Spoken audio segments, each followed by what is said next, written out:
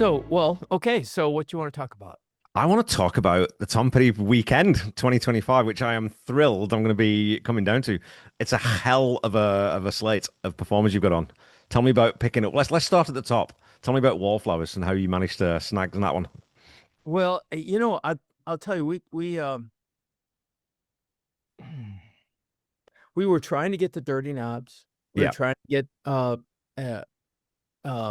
the Speaker Wars, trying to get Ben Montench, and and everything wasn't working. And finally, this is a year ago, Right. and so we went okay. And uh, Hartwood's been struggling really from the very beginning. It just but you'd expect it the first few years of a new business, and then we got hit with COVID, Yeah. and so we were like, okay, we got the word, hey, we've got to make some money this year. So we went, well, all right. So we picked a lot of regional, local bands, kept the money down, but in the back of my mind, I said, well, but guys, we may get an offer we can't turn down. Yeah. So we've got to keep that in mind. And so they said, okay, yeah, as long as you can raise some more sponsorship money, that'd be all right. We'll do that. Well, and then we hear the Wallflowers want to come.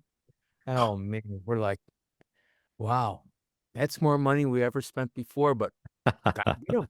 So we elected to do it, and that's it's something that we have Cult Classics is our booking team. They're a company, that's what they do, and they did a great job. I got to give them full credit.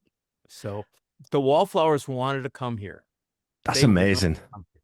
Well, I mean, obviously, we all know that Jacob's a huge fan, right? I mean, I know that he did that. I was talking to someone else about this. I don't really. I am comfortable in my life. I'm not wealthy, but I'm not like struggling. But sometimes I wish I was wealthy. When they did Long After Dark, front to back in Los Angeles, I was like, that's the one time I wish I had lots of money so I could just up sticks, go down to LA and see that show. Because again, it's not just any old band doing this, it's Jacob Dylan. And he's got that connection, that straight line connection back to Tom and the Heartbreakers, right? Standing on the side of the stage watching the Heartbreakers when they were on tour with his dad when he was young. So I think that them sort of headlining they're a big name band and they're an A-list band, but they're also that fit with what Tom was always doing throughout his career, which is cool. Yeah, yeah. There's definitely a connection between Tom and Jacob, and we're just tickled pink that they have agreed to come. There, a couple things I can tell you is their contract was a one-page contract. Wow. There was no writer on it. Are you kidding? There was no writer. There's nothing that said, "Oh, you have to have Wow. all the brown M&Ms removed out of the ball, and you have to have these many drinks and this kind of alcohol and all." Nothing. Wow. I mean, now that is impressive. And they're coming to, I mean, they're going to hit Tampa, Miami, Orlando, and Jacksonville. Jacksonville after us, but those three before us, those first three. But they're coming to Florida so that they come to Tom Petty weekend, and then they book those other. They said, do you mind if we book some other dates in Florida? I said, no, you guys got to do what you got to do. Of course. But so yeah, and the other thing that in the initial contract said, you cannot ask the band to play any songs or any sets or whatever. That's just the way it is, right? Yeah. So okay, I mean, it's only Tom Petty weekend, hopefully they'll play a few Tom Petty songs, if not a whole set. But I mean, what a perfect place for it, Yeah. We'll see. Well, I mean, Fingers crossed. I saw the Wallflowers. Oh man, I think it was only about 3, 4 months ago, opening for ZZ Top in my hometown here. And I mean, I've sort of always been peripherally aware of them. And I like the Wallflowers generally. I like Jacob Dylan's voice. I like his songwriting, but I'd never really focused in on listening to their catalog, right? Saw them live and I was like, man, these guys are a seriously good rock and roll band. Like, it's not just some sort of, Nepo baby pop chart hit, a couple of hits with one headline that because these guys can play. They're tight. Their songs are interesting. They do different arrangements of their songs, and of course, they did The Waiting, which was fantastic for me as a Petty fan. They do that song that's in their set for this tour that they're on. So I was super excited when I saw them on the bill. So The next up, though, you've got also returning who couldn't execute last year was Jake Thistle and Jeff Slate doing the Wildflowers front to back. So they're coming back down to do that this year, which is also, I think, for fans to hear that album in its entirety, especially in Florida, in Gainesville. That's something that's never been done before either. No, no, it's we're thrilled. That's all I can say. We're just thrilled about it. No question about it. So, there, there's it's I don't know, it's gonna be pretty cool. No question about it. And so that's the Saturday headliner, and then Wallflowers obviously. Sunday. Oh yeah, Jake, Yeah, and Jeff. Well, Jake, he did some of those songs last year. yeah, Jeff couldn't make the reschedule, and but they're it's going to be good. They are great. They're great. I saw their Los Angeles performance, some of their that they just did a couple yeah. days ago, With and it's going to be great. yeah, with Steve Ferroni they had in LA too, which was pretty Yeah, cool, eh? Having we're that guy not going behind to you. have we're going to have a very good drummer, but not Steve Ferroni. Not Steve Ferroni. Yeah. I don't think you'll get him down to Florida. He's LA. He's busy. He's working. So, okay, well, let's talk about the rest of the card then, because you've got Shine and the Shakers coming back, and I know that she's now, I think, as much a fixture of the weekend as anyone is artistically. So, tell me about why she's an obvious sort of choice to come back. Well, first of all, Jake Thistle performed at 2019, and so did Shine, and so Okay. and when you hear these two, you're gonna be blown away. That's all I can tell you. It's like, oh my God, it's Jake. Seeing Jake is almost like seeing a young Elvis a little bit. I mean, not the hip swivel, but just the talent and the stage presence Yeah. and ability is just amazing. Shine, oh God, how is Shine not like a superstar right now? I don't know, but I do have some. I haven't told anybody this, but she has told me that she has gotten a band. She's got a band to match the Heartbreakers. She's got a keyboardist, she's got a drummer, she's got a lead guitarist, a bass Oh, player, her, wow. right? And so she goes, I'm gonna be really doing those Tom Petty songs great this year. But so and I I don't know. I don't know how you can not see Shine and not fall in love with her. I mean, as a person, just Yeah. amazing. She's just amazing talent and touches your heart. And oh my God, and plays like Jimi Hendrix on the guitar. So it's like, holy smokes. Well, yes, the videos I've seen, and especially some from the Tom Petty weekend, she also seems to have that, those people who just have that aura about them, that sort of that very quiet confidence in what they're doing, and that sort of absolute artistic center. She strikes me as one of those people who would be compelling in that way, but when she enters the room, you think, oh yeah, she's a star. Whether or not she's a superstar in the world, but she's just a star, right? She's got that energy, I think. Yeah. Yeah. Matter of fact, when I was told in 2019, oh, you should check out this Shine and the Shakers. Maybe you can find her on YouTube or something. I'm hearing that they're really good or something. So I get on YouTube and I find this video and I start playing it. She hasn't they're just about to start, right? She's just plugging in Yeah. her guitar and the hairs on the back of my head went up. I'm like, whoa, what's going on here? So I was like, I started listening like, oh my God. So yeah. Isn't that great though that we get to as older gentlemen, you sort of think you've seen it all. It's hard for someone to come along who impresses you at this stage because you did hear Hendrix when he came through. You remember the Beatles coming through. You remember all these bands coming through who sort of changed the game. So it's a lot harder to be really impressed, I think, these days. So when you get, and I'm the same way with Jake, and his new single, Alone Together, is fantastic. But when you see those acts come through, you think, oh yeah, there is still a future for rock and roll. There is still a future for guitar. There is still sort of music out there that isn't just three chords and big shiny music videos. So I think that speaks to me that if you're finding this excitement in this young artist, there must be something there with this woman, right? So, Yeah. So yeah, Shine and Shakers is absolutely going to be amazing. And and we have some great storytelling this year with you and Sean. And um we- uh we've got this so the youngest band is going to be Nolia Joy and the Ramblers. okay. And they're in college and um I, think you'll like them.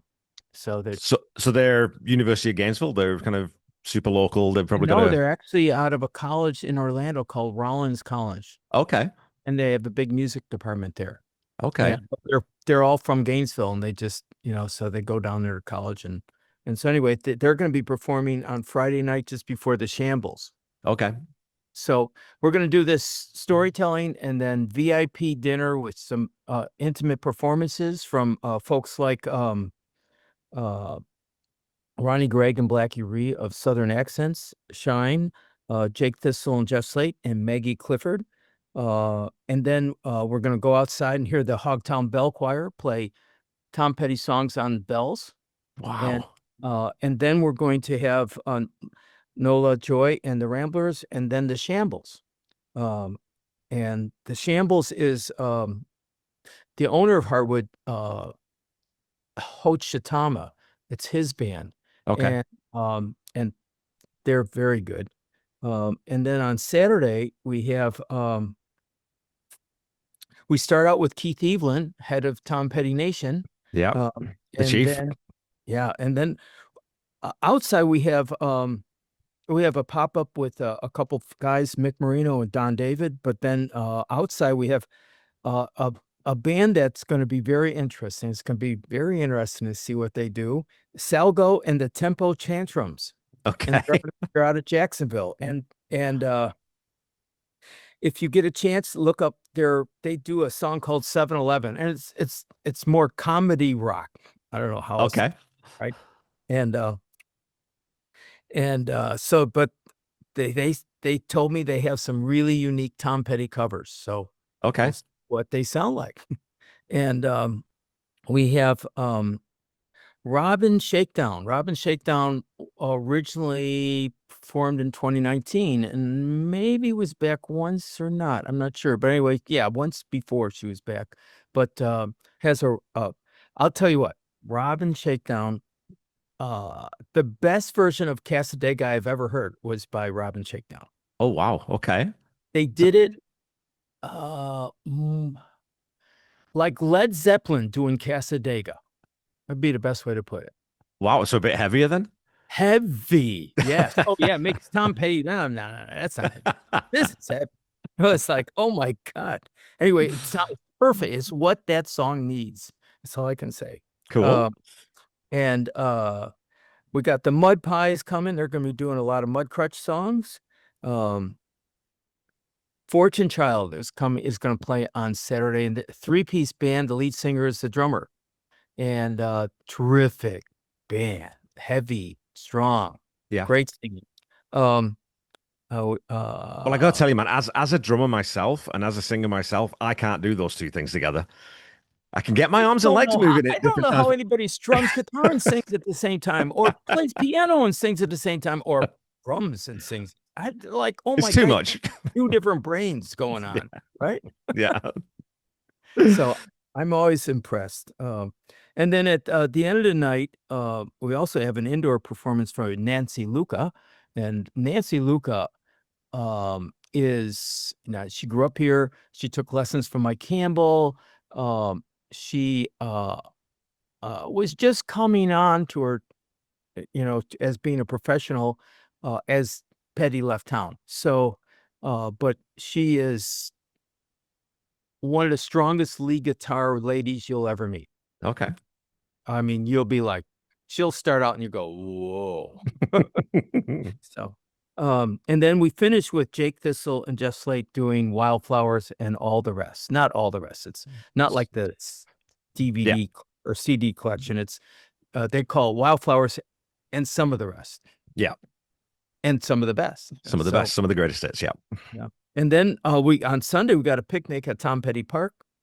Um, the family will provide some pizzas, I believe, maybe. I think Okay. that's the thing, but then people bring some food, and it's last year Shine came and played a number of songs. I was like, "Oh my God." In the rain. It was raining, and Yeah. we got a little tent for her, and she sang when we were in this covered area. And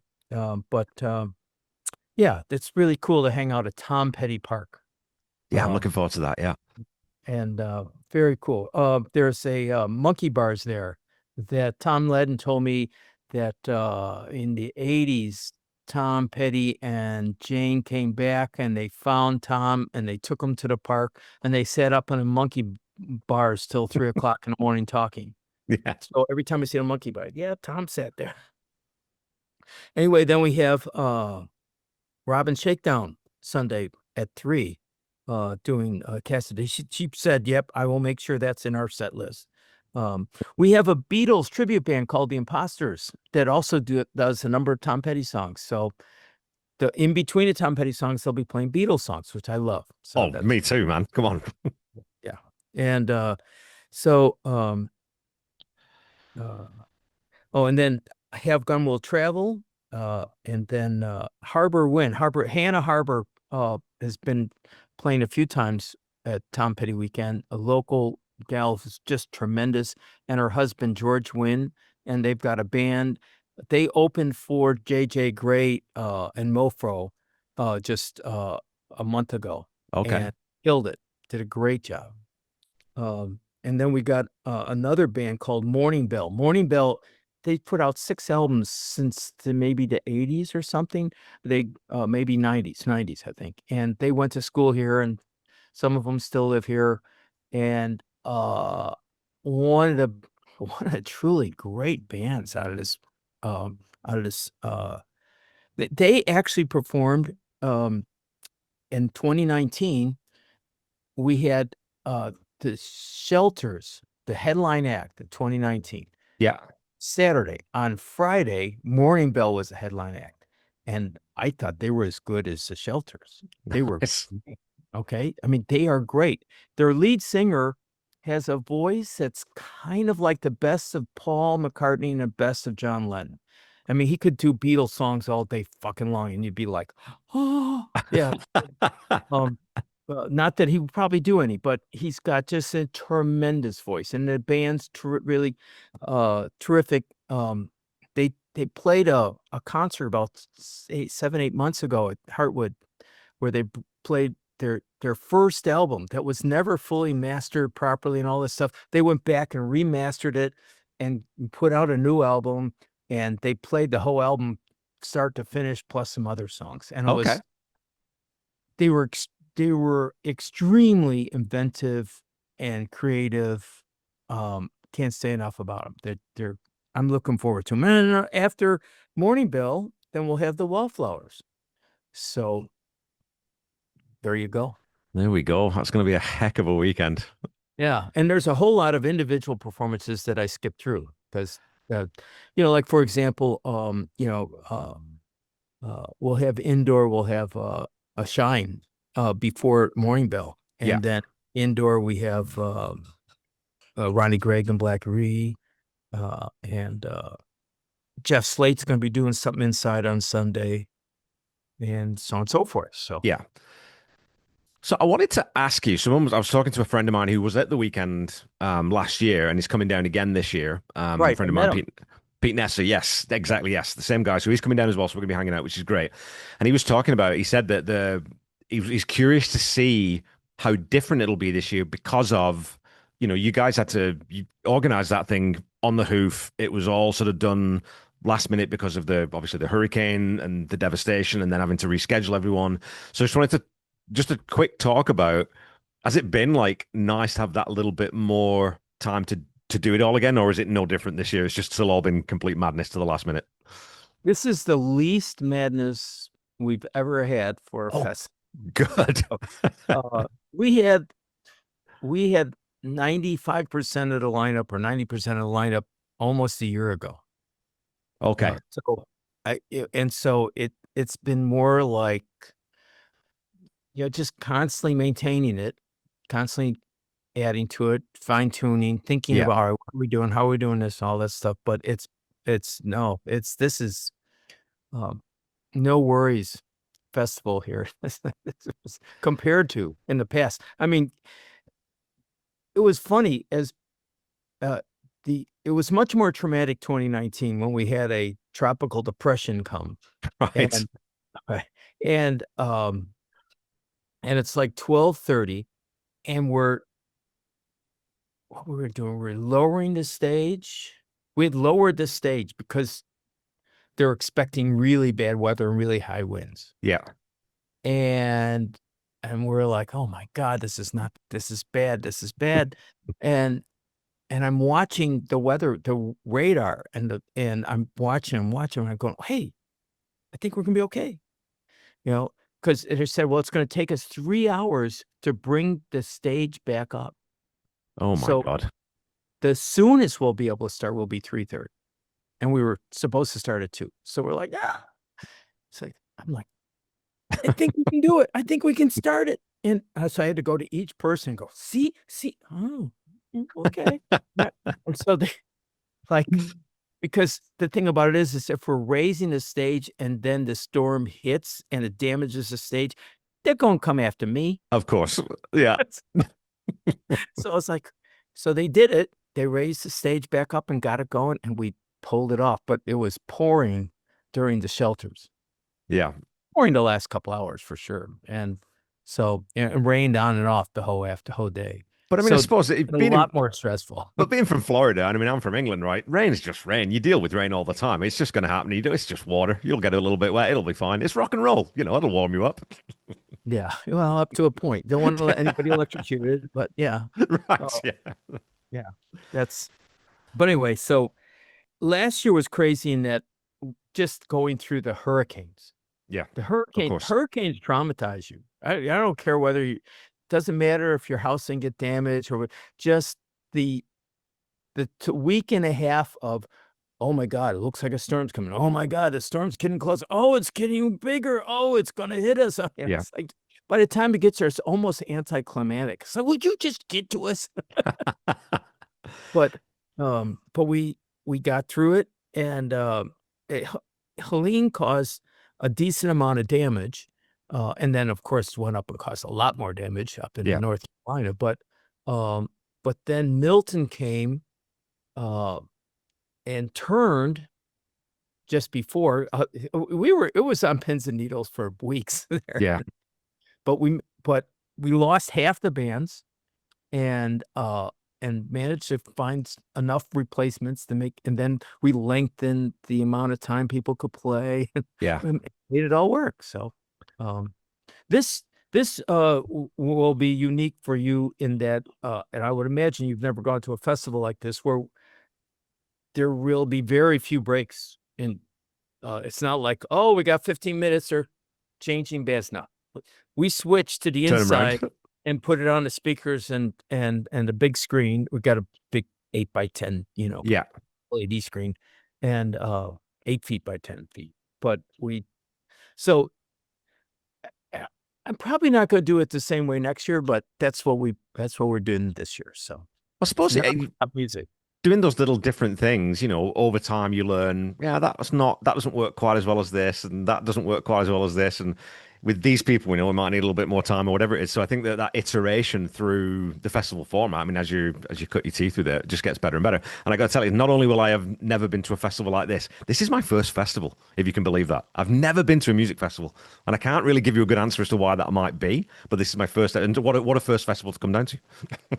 Now, where do you live by again? What city? I am in Saskatoon, Saskatchewan, Canada. Yeah. So it's the big square province, pretty much direct north from we're sort of in the middle. So when we do have the jazz festival here, but the jazz festival is one of those where I'll pick one or two or maybe two or three acts that I want to go see, and they're sort of spread around different places. So I've never been to sort of a central location. When I growing up, I was in the military, so I moved around a lot. I didn't get to go to Glastonbury, didn't get to go to those things. So this is, like I said, this is not only am I coming to Tom Petty's hometown, not only am I going to get to meet a whole bunch of people I've only met online, looking forward to yourself included, and not only going to see the Wallflowers, I'm going to see a music festival for the first time and spend 2 full days just enjoying live music. And I think that's the thing. I don't know most of these bands, and I've seen a few of them online. You've sent me some links in the past, and I like what I hear. But just seeing live music and being there and being sort of soaking up that atmosphere, you just can't beat that, right?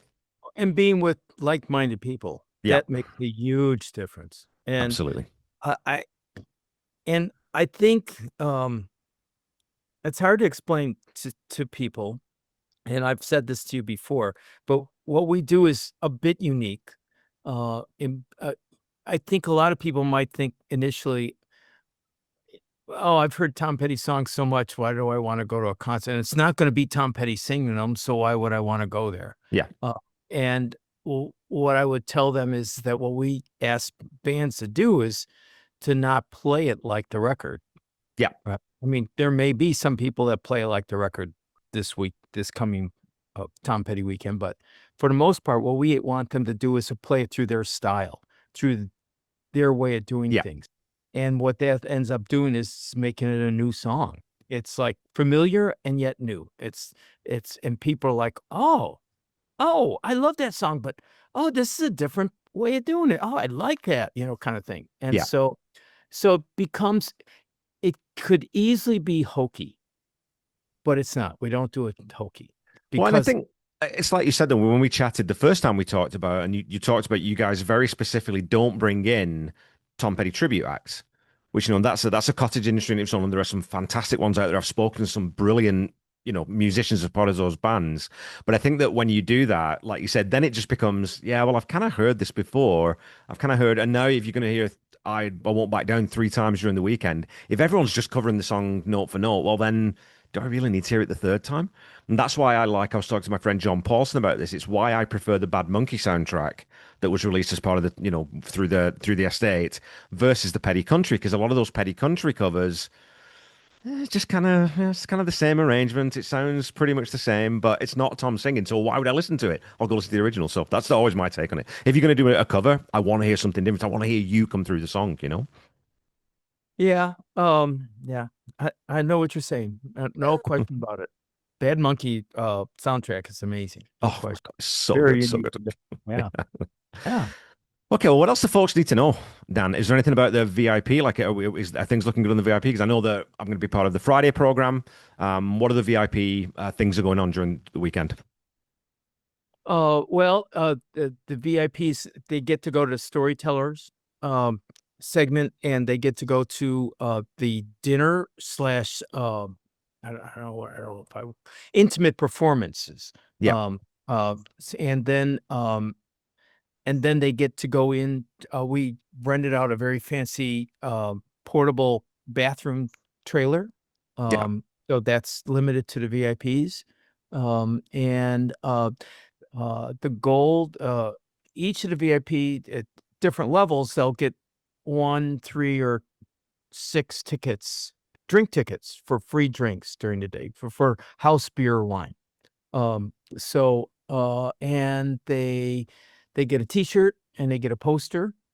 Um, and we've got a tent set up at so it's 10 by 40 tent that will be off to one side, and we'll have tables and chairs in there that will be for the VIP area, for VIP only. Um, so we try to make it special for them. yeah. We're almost sold out with VIP tickets. I think by the end of the week, probably will be sold out with all of them. That's fantastic. Yeah, that's the first time. And we're pretty excited about the whole thing. There's Tom Petty Nation folks that live in Gainesville. And Right. then there's the average Joe. And the average Joe, even it don't matter who it is, pretty much. 90% of the people here are like proud that Tom Petty came from Gainesville, Yeah. that this is Tom Petty country, so to speak. And so they'll come just to support it and hear some good music. So, Yeah. it's I think there's about 200 Tom Petty Nation people live in Gainesville. So something like that. And So then the rest who fly in from all from over the country and from further afield is, yeah, that melting yeah. pot. It's like you said, I mean, find that common ground. But I do think, and I think we maybe even talked about this last time we chatted, that one of the things that I discovered through getting into Tom's music and then finding the Tom Petty Nation is it's not just the music. The legacy of Tom Petty and the reason why people in his hometown love him almost ubiquitously and why he has this ability to draw us all to, a Florida city once a year for a weekend to celebrate his music is it's that aesthetic of the decency of the man and sort of fighting for what he believed in and sort of giving you that rallying point around which that people outside the music can also say, well, that's important. I think we can all sort of work towards being a bit more petty. And I think that's why he's got that longevity that we talked about this before. I don't know of any other artist who really has a full festival every year dedicated to the music in the way that the Tom Petty weekend happens. There might be a couple, maybe Mellencamp. I don't know.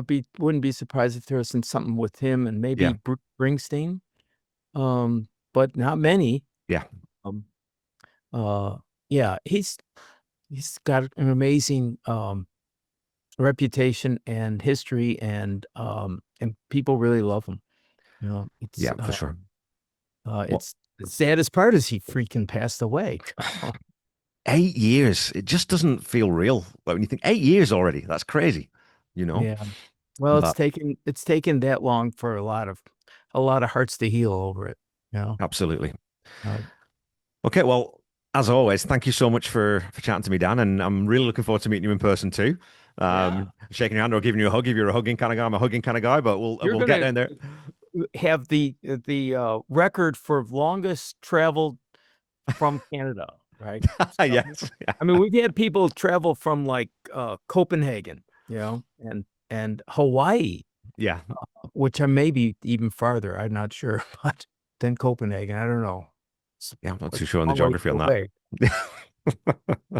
But yeah. So anyway, you know, so it's amazing how many people will travel a long way. But I I think I get feedback from people, and um, they keep coming back. No, there's a lot of people that keep coming, then they love it, and Yeah, they you know, so it's like, okay, it's like holding a party for, 1,000 your best friends kinda thing every year, and, I feel a lot of responsibility and a weight on my shoulders about, like, "You gotta do this good," of you know? course. So it's, I don't know, it is what it is.